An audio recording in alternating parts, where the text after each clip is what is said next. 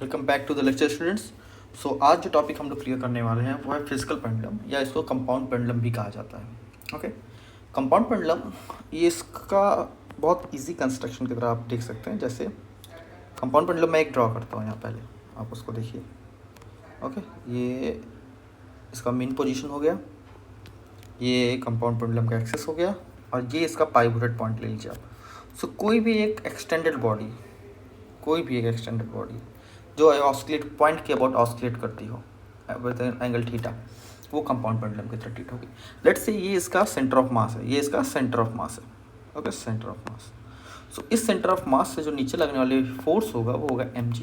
अगर ये बीच में होता तो वही सेंटर ऑफ मास यहाँ भी लाई कर रहा होता, कहीं यहाँ कहीं लाई कर रहा होता वो सेंटर ऑफ मास।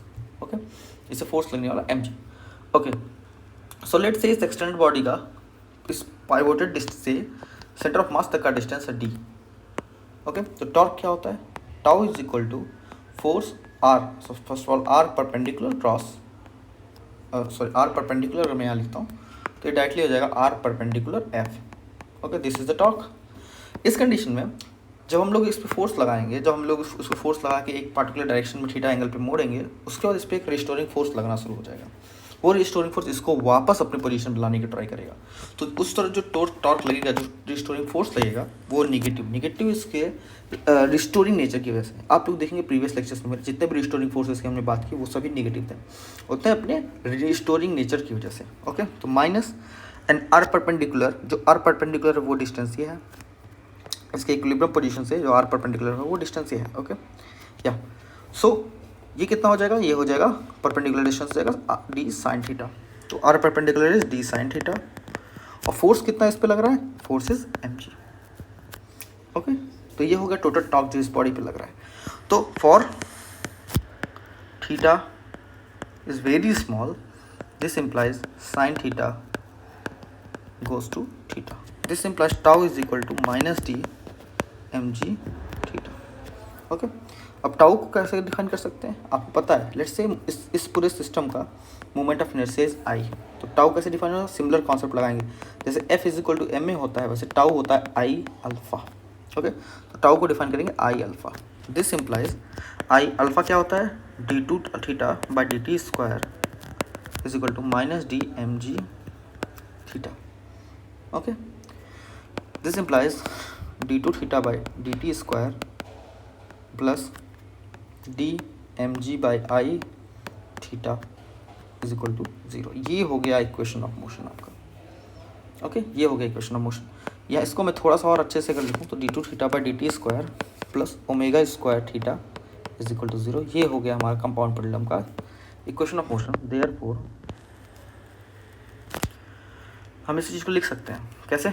अगर ओमेगा, ओके, ओमेगा की वैल्यू हमने क्या लिया यहाँ पे? Root d m g by I, और इसका फॉर्मूला होता है 2 पाई न्यू या होता है 2 pi by T. Okay, this implies, अब हम लोग इससे बहुत सारी चीज़ निकाल सकते हैं।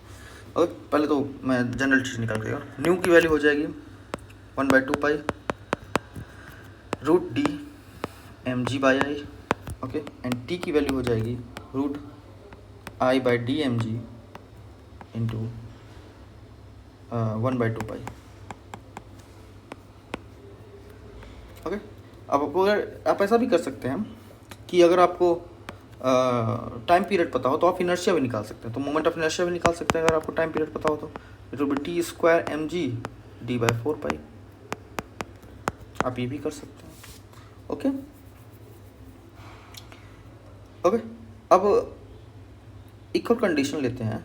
लेट्स से कि द टाइम पीरियड, एक सिंपल सा क्वेश्चन में बोलता है यहाँ पे, इसका कंडीशन नहीं, क्वेश्चन की तरह आप इसको ट्रीट कर सकते हैं। If the time period of simple pendulum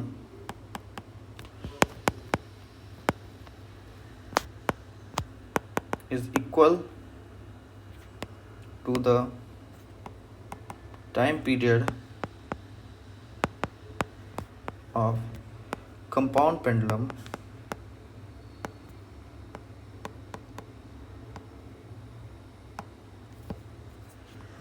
then find the moment of inertia of compound pendulum.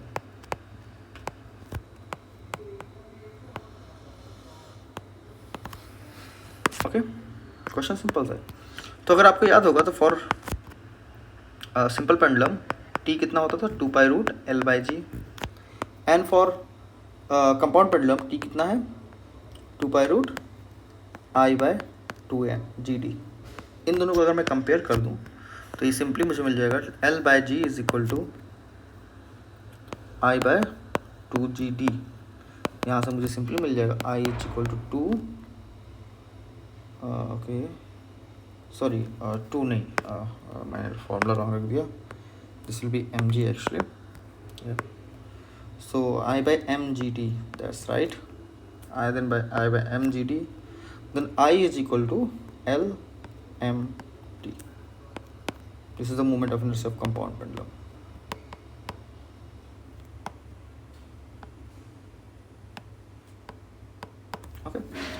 Okay, so ये कंप्लीट डिस्क्रिप्शन था कंपाउंड पेंडुलम का, और थोड़ा सा एक क्वेश्चन था इसमें। तो अगर आपको ये वीडियो पसंद आई हो तो प्लीज़ लाइक एंड सब्सक्राइब कीजिए मेरा चैनल, और अगर इस वीडियो से रिलेटेड कोई भी चीज़ आपको नहीं समझ में आया तो कमेंट सेक्शन में ज़रूर डालें, और कोई भी इन्फॉर्मेशन मिली हो तो उसे भी कमेंट सेक्शन में ज़रूर डालें। Thank you.